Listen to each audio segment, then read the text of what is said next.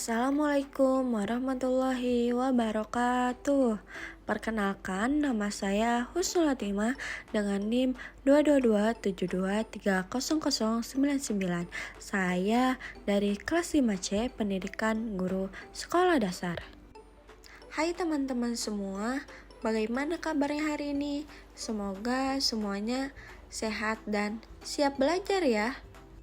Kali ini kita akan belajar materi IPA yang sangat seru dan dekat dengan kehidupan sehari-hari, yaitu mengenal wujud zat dan perubahannya.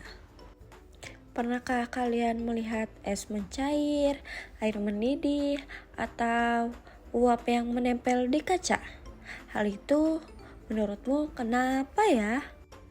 Jadi pada hari ini kita akan menjelaskan tentang pengertian wujud zat, menyebutkan dan membedakan 3 wujud zat, dan memberikan contoh zat padat, cair, dan gas dalam kehidupan sehari-hari. Sebelumnya, kalian tahu gak sih apa itu zat? Zat adalah segala sesuatu yang memiliki massa dan menempati ruang. Dalam kehidupan sehari-hari, zat bisa kita temui dalam bentuk benda padat, cair, atau gas. Jadi, setiap wujud zat memiliki sifat dan perilaku partikel yang berbeda-beda. Karena zat adalah segala sesuatu yang memiliki massa dan menempati ruang, artinya semua benda yang bisa kita lihat, sentuh, atau bahkan tidak terlihat tapi ada, itu adalah zat loh. Contohnya bisa meja, air, minyak, dan udara. Semuanya adalah zat yang ada di sekitar kita. Seperti yang sudah dijelaskan sebelumnya, wujud zat itu ada 3 ya. Yang pertama ada zat padat, zat cair, dan zat gas. Ketiganya dapat berupa bentuk tergantung suhu atau tekanan yang dialaminya. Semua perubahan wujud ini disebut sebagai perubahan fisika. Pertama, kita akan menjelaskan tentang zat padat. Zat padat memiliki bentuk dan volume tetap karena partikel tersusun rapat dan teratur.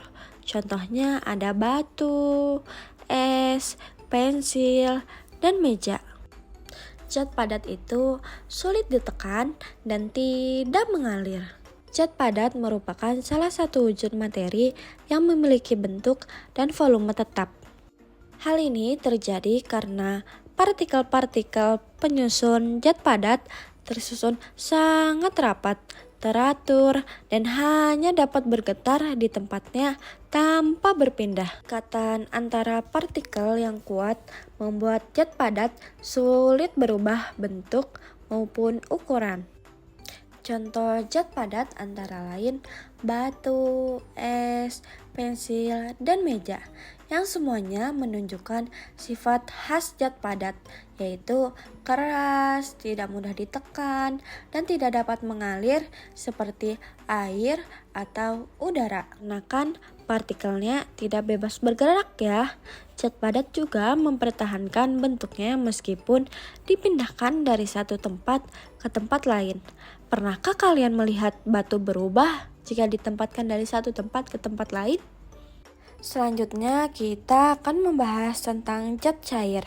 Zat cair memiliki volume tetap dan mengikuti bentuk wadah. Bentuk partikel zat cair lebih renggang daripada zat padat dan memungkinkan adanya aliran. Contoh zat cair adalah air, minyak goreng, dan susu. Zat cair dapat ditekan sedikit dan mengalir dari tempat tinggi ke tempat rendah. Jadi dapat dijelaskan zat cair memiliki volume tetap, tetapi bentuknya selalu mengikuti wadah yang ditempatinya. Partikel-partikelnya lebih renggang dan bergerak lebih bebas dibandingkan zat padat, sehingga zat cair dapat mengalir dengan mudah. Contohnya seperti yang telah disebutkan tadi ya, misalkan air, minyak goreng, dan susu. Pasti kalian mengetahui perbedaan antara bentuk susu yang kotak, susu bantal, dan susu 1 liter. Semuanya mengikuti wadah yang ditempatinya atau tidak nih? Lalu pernahkah kalian menekan susu kotak atau melihat air mengalir dari tempat yang lebih tinggi ke tempat yang lebih rendah? Selanjutnya pembahasan yang ketiga yaitu ada zat gas. Zat gas tidak memiliki bentuk dan volume yang tetap. Partikelnya lebih renggang dan dapat bergerak bebas. Contohnya adalah udara, asap, uap air, dan oksigen. Gas itu dapat dikompres dan menyebar untuk memenuhi ruang. Jadi dapat dijelaskan zat gas adalah wujud materi yang tidak memiliki bentuk dan volume tetap. Partikel-partikelnya sangat renggang dan bergerak bebas, sehingga gas dapat menyebar dan mengisi seluruh ruang yang tersedia. Gas juga bisa ditekan karena jarak antar partikelnya cukup jauh. Contohnya seperti yang telah disebutkan tadi ya, ada asap, uap, air, dan oksigen. Jadi bisa dibayangkan tidak nih kalau gas itu bisa bergerak bebas. Contohnya adalah angin yang bisa bergerak ke seluruh dunia. Selanjutnya kita akan menjelaskan tentang perubahan wujud zat. Zat dapat berubah wujud akibat pengaruh suhu. Contohnya, zat padat bisa mencair menjadi cair saat dipanaskan. Jadi dapat dijelaskan zat dapat berubah wujud karena pengaruh suhu atau panas. Misalnya, zat padat seperti es akan mencair menjadi air saat dipanaskan di kompor. Sebaliknya, zat cair bisa membeku ketika didinginkan. Contohnya, air ketika dimasukkan ke dalam lemari es akan berubah menjadi zat padat. Zat cair seperti air juga bisa menguap menjadi uap saat dipanaskan. Dan uap air dapat mengembun menjadi air saat didinginkan. Perubahan wujud ini disebut perubahan fisika karena zat penyusunnya tetap sama, hanya bentuk dan wujudnya yang berubah. Contoh lainnya adalah lilin yang meleleh saat dipanaskan dan kembali mengeras saat apinya sudah padam. Untuk perubahan wujud lainnya, yang pertama, es mencair menjadi air ketika dipanaskan. Yang kedua, ada air mendidih menjadi uap ketika dipanaskan di panci. Yang ketiga, ada uap berubah menjadi embun ketika pagi hari. Contoh selanjutnya yang keempat yaitu ada air menjadi es ketika dimasukkan ke dalam lemari es. Yang kelima yaitu kapur barus menyublim menjadi gas.